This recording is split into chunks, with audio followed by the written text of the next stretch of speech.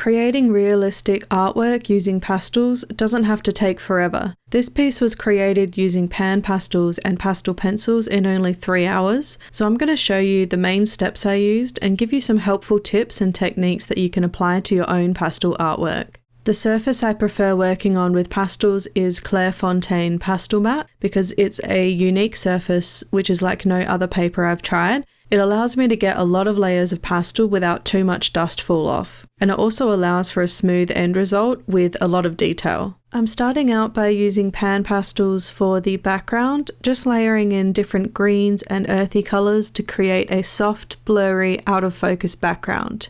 Once the background is in, I'm moving on to the owl itself. I start blocking in the lighter feathers using soft beige, cream and some sienna or burnt orange kind of colours, and I'm following the general direction of the feathers but not being too precise about adding tiny details at this point.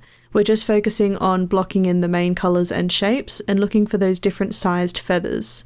And the way that we apply PanPastels is with soft tools, and that's spelled SOFFT. These are a unique sponge that was created specifically for PanPastels, and they come in a variety of different shapes and sizes. If you're working really large, there are some bigger sponges to help you block in larger areas, but if you're working in similar sizes to me, then I prefer the blue knife tools with the little sponge covers. If I'm working on really small areas, then I'll sometimes switch over to the little tools that look a little bit like eyeshadow sponges. And those are still soft tools, which have a completely different sponge compared to like actual makeup applicators. And I'm going back into my PanPastels to pick up more pastel quite often, instead of trying to press harder on my paper with my tool to try and get more pastel to come off, because that is how you're going to damage your tools really quickly. Just make sure that you're picking up more pastel quite often. Once the lighter colour feathers are blocked in, I'll also use some darker browns, reds and blues and mix in some black where it's a little bit darker, just to block in the darker feathers in between. And you'll see that I like to add in some more vibrant colours in this base layer because they do get dulled down once we add a few more layers on top, but they will still subtly show through in the end result. And I think it makes the piece look a little bit more interesting that way. One thing to keep in mind when you're working on the first few layers of your main subject is that if you're planning on adding pastel pencils on top, you'll need to make sure that you don't add too much PanPastel in that first layer because you'll fill up the texture of the paper and you'll struggle to add those details on top with your pastel pencils. It takes a little bit of practice and getting used to work out how much pastel is too much, but in general, the base layer of your PanPastel will probably look a little bit patchy with a lot of that paper showing through, which is perfect if you want to save some of that texture of the paper for adding details on top. And this may seem like a tangent, but I promise it's relevant. Growing up, every time I walked into an art store, I always admired the artwork on the tins of pencils or pastels, and I thought it would be such an amazing achievement to be able to have my own artwork displayed on some of those art supplies one day. So fast forward to now, this is pretty exciting and I wanted to share it on here because I don't have a lot of artist friends in real life, so I hope some of you can appreciate my excitement for this. But anyway, a few years ago, I worked with the creators of PanPastels to come up with my own set of 20 colours.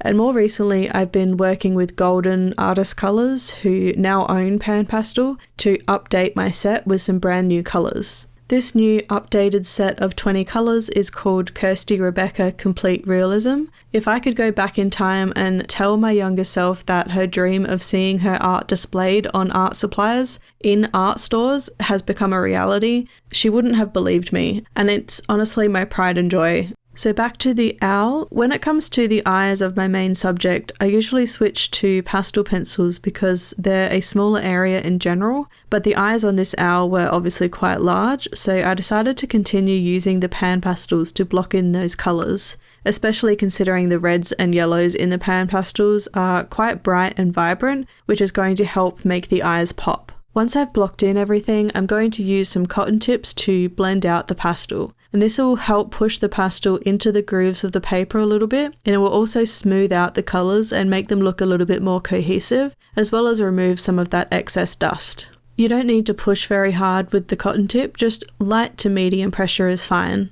The way that I like to sharpen my pastel pencils is by using a craft knife or a blade, because you can shave away the wooden casing to reveal the pastel tip. And I don't sharpen my pencils to a super fine tip for basically 99% of my work, because I don't think it's necessary to achieve a realistic result. If I do need a really fine tip for things like whiskers or my signature at the end, I'll use a little bit of sandpaper to gently shape the point of the pencil until it's as sharp as it needs to be. But again, for most of my work, just shaving away the wooden casing works just fine.